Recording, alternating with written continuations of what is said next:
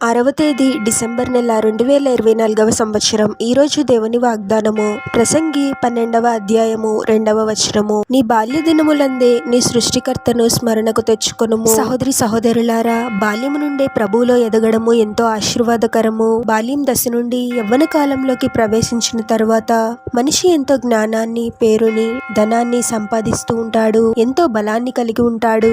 యవ్వన కాలం నుండి వృద్ధాప్య దశలోకి ప్రవేశిస్తూ ఉన్నప్పుడు చూపు తగ్గిపోతుంది. బలాన్ని కోల్పోయి బలహీనమవుతూ ఉంటాడు. ఒకసారి వృద్ధాప్య దశలోకి ప్రవేశించిన తరువాత యవ్వన కాలంలో ఒక మనిషి తాను జీవించిన పాపపు జీవితాన్ని గుర్తు చేసుకొని జరగాల్సిన నష్టం జరిగిపోయి అన్నీ కోల్పోయిన తరువాత, అయ్యో నేను యవ్వన కాలం నుండే ప్రభుని ఆశ్రయిస్తే నాకు ఈ నష్టం జరిగి ఉండేది కాదు, ఆశీర్వాదకరమైన జీవితాన్ని జీవించేవాడను అని వృద్ధాప్య దశలో అనుకోవడం వలన ఉపయోగం ఉండదు. కానీ బాల్యం నుండే మనం ప్రభుని ఆశ్రయించడం నేర్చుకోవాలి. ప్రతిదినము వాక్యాన్ని ధ్యానిస్తూ ప్రభు యొక్క గద్దింపునకు లోబడి మన జీవితాలను సరిచేసుకోవాలి. యవ్వన కాలంలో మనం తీసుకునే నిర్ణయాల మీదే మన జీవితం ఆధారపడి ఉంటుంది. ప్రభుపై విశ్వాసాన్ని కలిగి ఉండి ప్రతి నిర్ణయం నిమిత్తము ప్రభు సన్నిధిలో ప్రార్థించి ప్రభు చేత మనం నడిపింపబడాలి. బాల్యం కాలం నుండే ప్రభువునకు లోబడి భయభక్తులు గల జీవితాన్ని జీవించే వ్యక్తి అన్ని విషయాల్లోనూ ఎంతగానో ఆశీర్వదింపబడతాడు. అతను వృద్ధాప్యంలోకి ప్రవేశించినప్పటికీ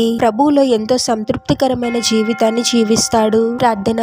పరిశుద్ధుడు ప్రభువా, మీ పరిశుద్ధమైన పాదాలకు వేలాది వందనాలు, స్తుతులు, స్తోత్రాలు చెల్లించుకుంటున్నాము తండ్రి. మరొక నూతన దినంలోనికి మమ్మల్ని క్షేమంగా ప్రవేశింపచేసిన దేవా, మీకే స్తోత్రం ప్రభువా. లోకానికి, లోకపు ఆశలకు ప్రాముఖ్యత ఇచ్చేవారముగా కాకుండా మా జీవితాలలో మొదటిగా మీకు ప్రాముఖ్యత ఇచ్చేవారముగా మేము ఉండాలి తండ్రి. తాత్కాలికమైన వాటి మీద మా శ్రద్ధ నిలపకుండా శాశ్వతమైన వాటి మీద మా శ్రద్ధ నిలపాలి ప్రభువా. మీకు లోబడే మనసుని మాకు అనుగ్రహించండి తండ్రి. ప్రతిదినము వాక్యాన్ని ధ్యానిస్తూ వాక్య ప్రకారము జీవించే వారముగా మమ్మల్ని ఆశీర్వదించండి ప్రభువా. మా ఆలోచనలను, మాటలను, క్రియలను మీరే సరిచేయండి తండ్రి. ప్రతి నిర్ణయం నిమిత్తము మీ సన్నిధిలో ప్రార్థిస్తూ మీ చేత నడిపింపబడుతూ మీ చేత ఆశీర్వదింపబడుతూ వృద్ధాప్యంలోకి ప్రవేశించిన తరువాత కూడా మీలో సంతృప్తికరమైన జీవితాన్ని జీవించే వారముగా మమ్మల్ని దీవించమని ఈ ప్రార్థనలో ఏకీభవిస్తున్న ప్రతి ఒక్కరిని పేరు పేరున దీవించి ఆశీర్వదించి అభిషేకించమని, వారు చేసే ప్రతి పనిలో మీరే వారికి తోడుగా ఉండి వారిని అన్ని కీడుల నుండి, అపాయాల నుండి మీరే వారిని రక్షించమని